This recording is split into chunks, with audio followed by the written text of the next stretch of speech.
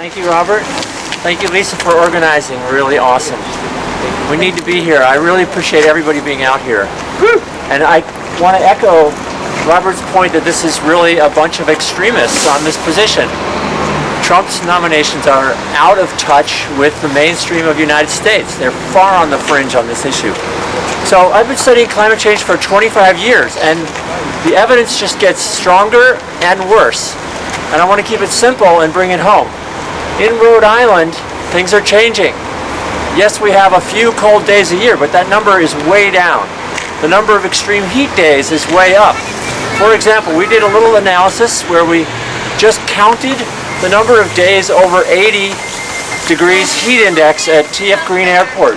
And it's gone from about 54 in the 50s and 60s, that is days per year over 80. In the 70s, 80s, it was 60.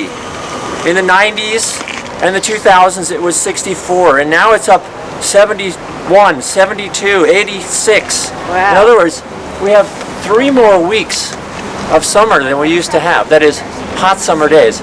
And it's important because emergency room visits go up anytime the temperature goes above 80 degrees heat index. The sea level is rising. Rhode Island has coastal properties, some of our most historic properties, a lot of vulnerable people also, and a lot of valuable property.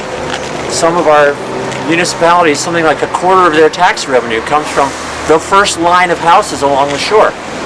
Where you're standing right now is 10 feet above sea level. Yeah, and you can see the flood signs around the, when you've seen those photos of the square here, when the trolleys were up to their ceilings in water during the hurricanes. 38. Storms will be stronger, and they'll be coming on a higher sea level, on a higher tide. Right now, the Newport tide gauge is about 10 inches higher than it was in 1930, and it's rising faster than it's been. What else? Flooding events are happening from the rainfall as well. It's already up 30%, and it's predicted to rise. More intense storms, more intense droughts. So the weather is getting unpredictable, and it's getting worse. Now, as Robert also said, it's the poor and the vulnerable who are suffering the impacts and who have caused it the least of all. And I think there was an article in the New York Times yesterday by Nicholas Kristof, which is exactly the climate justice paradox. That is, those who didn't cause the problem are those who are suffering the most. In his case, he was talking about Africa. And it really shows the importance of all of our federal agencies in addressing the problem. So there's 2 ways we have to address it. At home, and then to help those abroad as well who are the most vulnerable. So we need policies that are helping the vulnerable people, including by our contributions to USAID, to the United Nations, through the Green Climate Fund and so on.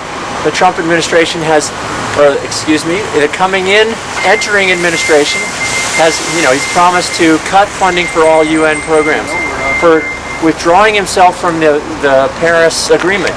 And the Paris Agreement is a very good deal for the United States. It really is not binding in any way. But if we pull out of this thing, the rest of the world will stop doing what needs to be done. And so and especially countries that are less wealthy than us, and we're less responsible. The U.S. is responsible for about 1/4 of all global warming. Why? Because carbon dioxide stays up there for 100 years. Methane, which we're increasingly emitting, warms the climate by 20, 80, or 100 times worse than carbon dioxide, and that's from fracking, natural gas leaks, and from landfills and all sorts of stuff. So we need a strong foreign policy on climate change. So we need this nominee Rex Tillerson from Exxon Corporation to support a treaty that his corporation actually has been actively undermining for decades.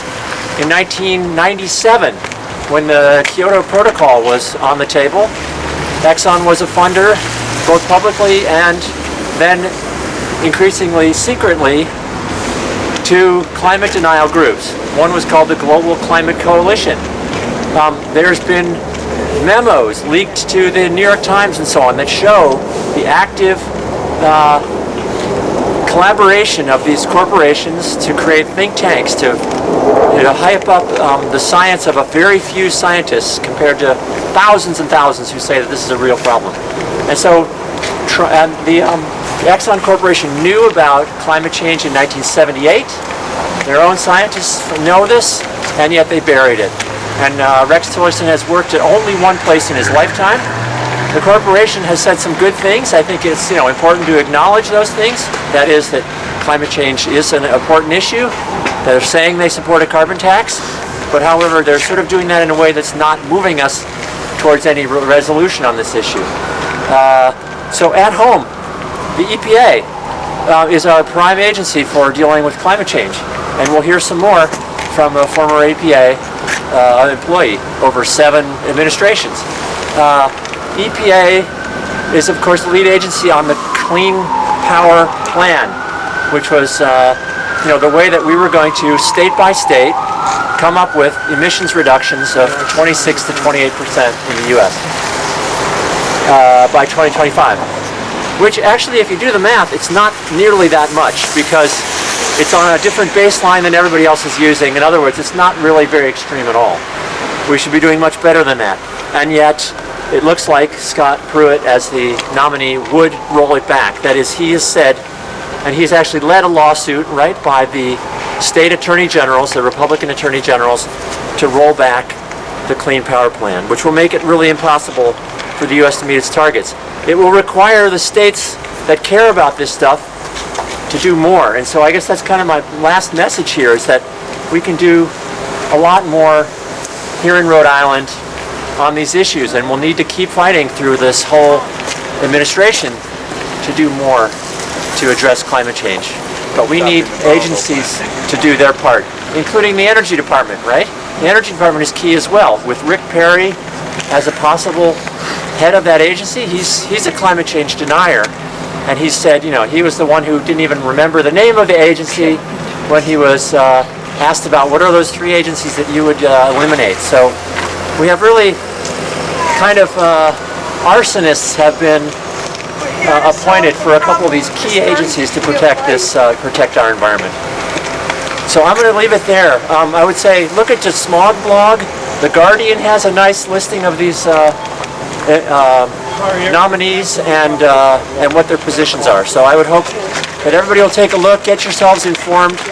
We're asking the senators to oppose some of the worst of these nominees. So I think they really need to hear from all of us, and so I appreciate everybody coming out today. Thanks. Thank you. Thank you. A muffled